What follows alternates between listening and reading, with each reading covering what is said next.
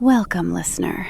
Tonight we bring you a masterpiece of American Gothic horror, Edgar Allan Poe's The Telltale Heart.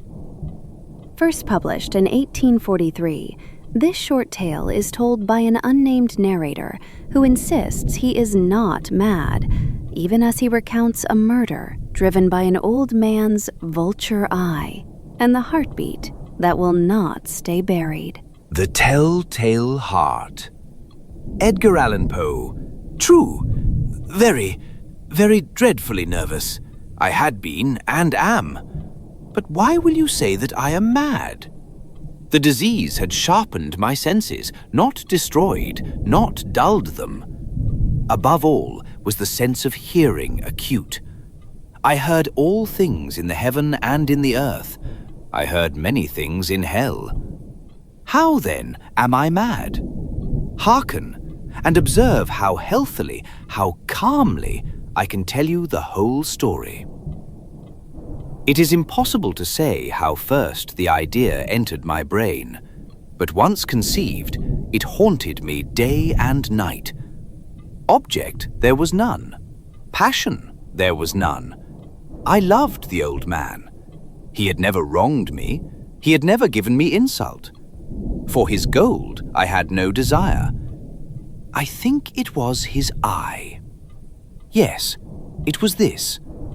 He had the eye of a vulture, a pale blue eye with a film over it. Whenever it fell upon me, my blood ran cold.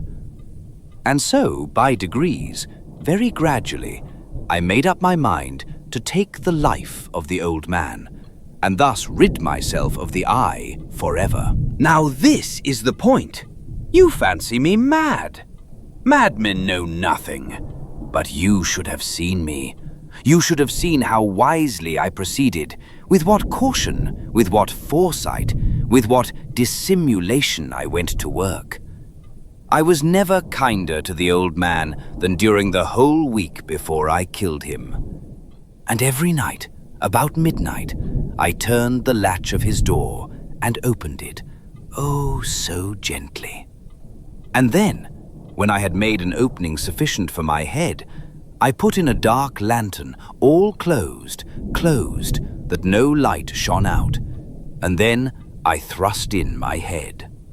Oh, you would have laughed to see how cunningly I thrust it in. I moved it slowly, very, very slowly, so that I might not disturb the old man's sleep.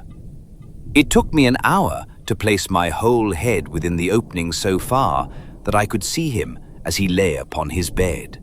Ha! Would a madman have been so wise as this? And then, when my head was well in the room, I undid the lantern cautiously, oh so cautiously, for the hinges creaked. I undid it just so much that a single thin ray fell upon the vulture eye. And this I did for 7 long nights, every night just at midnight. But I found the eye always closed, and so it was impossible to do the work. For it was not the old man who vexed me, but his evil eye. And every morning, when the day broke, I went boldly into the chamber and spoke courageously to him, calling him by name in a hearty tone, and inquiring how he has passed the night. So you see, he would have been a very profound old man indeed to suspect that every night, just at 12, I looked in upon him while he slept. Upon the 8th night, I was more than usually cautious in opening the door. A watch's minute hand moves more quickly than did mine. Never before that night had I felt the extent of my own powers, of my sagacity. I could scarcely contain my feelings of triumph. To think that there I was, opening the door little by little, and he not even to dream of my secret deeds or thoughts. I fairly chuckled at the idea, and perhaps he heard me, for he moved on the bed suddenly, as if startled. Now you may think that I drew back, but no. His room was as black as pitch with the thick darkness, for the shutters were close fastened through fear of robbers, and so I knew that he could not see the opening of the door, and I kept pushing it on steadily, steadily. I had my head in and was about to open the lantern when my thumb slipped upon the tin fastening, and the old man sprang up in bed, crying out, "Who's there?" I kept quite still and said nothing. For a whole hour I did not move a muscle, and in the meantime I did not hear him lie down. He was still sitting up in the bed listening, just as I have done, night after night, hearkening to the death watches in the wall. Presently I heard a slight groan, and I knew it was the groan of mortal terror. It was not a groan of pain or of grief, oh no. It was the low, stifled sound that arises from the bottom of the soul when overcharged with awe. I knew the sound well. Many a night, just at midnight, when all the world slept, it has welled up from my own bosom, deepening with its dreadful echo the terrors that distracted me. I say I knew it well. I knew what the old man felt and pitied him, although I chuckled at heart. I knew that he had been lying awake ever since the first slight noise when he had turned in the bed. His fears had been ever since growing upon him. He had been trying to fancy them causeless, but could not. He had been saying to himself, "It is nothing but the wind in the chimney. It is only a mouse crossing the floor." Or, "It is merely a cricket which has made a single chirp." Yes, he had been trying to comfort himself with these suppositions, but he had found all in vain. All in vain. Because death, in approaching him, had stalked with his black shadow before him and enveloped the victim. And it was the mournful influence of the unperceived shadow that caused him to feel, although he neither saw nor heard, to feel the presence of my head within the room. When I had waited a long time, very patiently, without hearing him lie down, I resolved to open a very, very little crevice in the lantern. So I opened it. You cannot imagine how stealthily, until at length a single dim ray, like the thread of the spider, shot from out the crevice and fell full upon the vulture eye. It was open, wide open, and I grew furious as I gazed upon it. I saw it with perfect distinctness, all a dull blue, with a hideous veil over it that chilled the very marrow in my bones.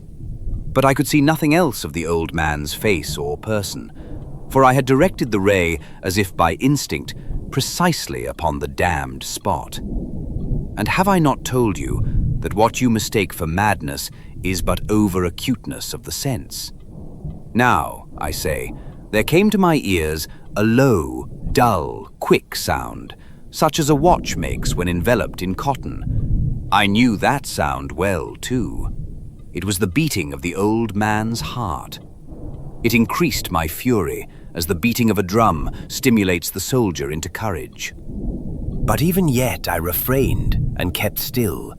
I scarcely breathed. I held the lantern motionless. I tried how steadily I could maintain the ray upon the eye. Meantime, the hellish tattoo of the heart increased. It grew quicker and quicker, and louder every instant. The old man's terror must have been extreme. It grew louder, I say, louder every moment. Do you mark me well? I have told you that I am nervous, so I am.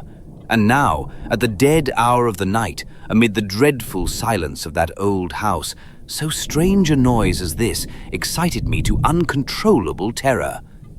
Yet, for some minutes longer, I refrained and stood still. But the beating grew louder. I thought the heart must burst. And now a new anxiety seized me. The sound would be heard by a neighbor. The old man's hour had come. With a loud yell, I threw open the lantern and leaped into the room. He shrieked once only.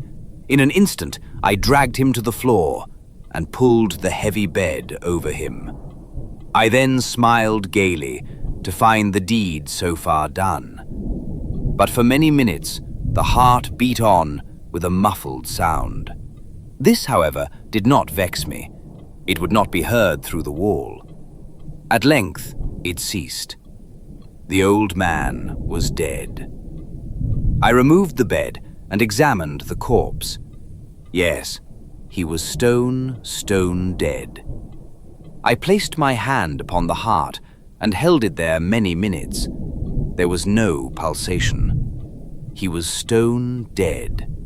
His eye would trouble me no more. If still you think me mad, you will think so no longer when I describe the wise precautions I took for the concealment of the body. The night waned, and I worked hastily, but in silence. First of all, I dismembered the corpse. I cut off the head and the arms and the legs. I then took up 3 planks from the flooring of the chamber and deposited all between the scantlings. I then replaced the boards so cleverly, so cunningly, that no human eye, not even his, could have detected anything wrong. There was nothing to wash out, no stain of any kind, no blood spot whatever. I had been too wary for that. A tub had caught all. When I had made an end of these labors, it was 4 o'clock, still dark as midnight. As the bell sounded the hour, there came a knocking at the street door. I went down to open it with a light heart, for what had I now to fear? There entered 3 men who introduced themselves with perfect suavity as officers of the police. A shriek had been heard by a neighbor during the night. Suspicion of foul play had been aroused. Information had been lodged at the police office, and they, the officers, had been deputed to search the premises. I smiled, for what had I to fear? I bade the gentleman welcome. The shriek, I said, was my own in a dream. The old man, I mentioned, was absent in the country. I took my visitors all over the house. I bade them search well. I led them at length to his chamber. I showed them his treasures, secure, undisturbed. In the enthusiasm of my confidence, I brought chairs into the room and desired them here to rest from their fatigues, while I myself, in the wild audacity of my perfect triumph, placed my own seat upon the very spot beneath which reposed the corpse of the victim. The officers were satisfied. My manner had convinced them. I was singularly at ease. They sat, and while I answered cheerily, they chatted of familiar things. But ere long, I felt myself getting pale and wished them gone. My head ached, and I fancied a ringing in my ears, but still they sat and still chatted. The ringing became more distinct. It continued and became more distinct. I talked more freely to get rid of the feeling, but it continued and gained definiteness, until at length I found that the noise was not within my ears. No doubt I now grew very pale, but I talked more fluently and with a heightened voice. Yet the sound increased, and what could I do? It was a low, dull, quick sound, much such a sound as a watch makes when enveloped in cotton. I gasped for breath, and yet the officers heard it not. I talked more quickly, more vehemently, but the noise steadily increased. I arose and argued about trifles in a high key and with violent gesticulations, but the noise steadily increased. Why would they not be gone? I paced the floor to and fro with heavy strides, as if excited to fury by the observations of the men, but the noise steadily increased. Oh God, what could I do? I foamed, I raved, I swore.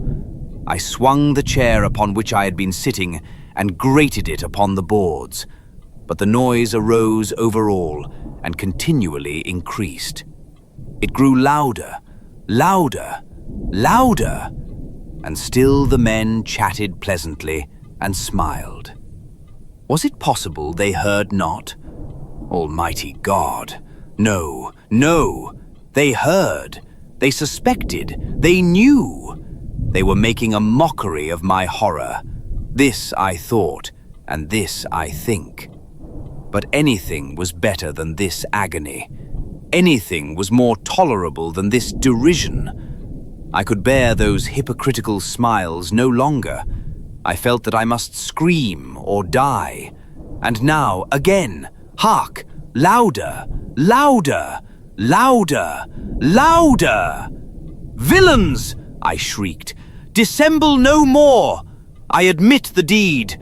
Tear up the planks. Here! Here! It is the beating of his hideous heart.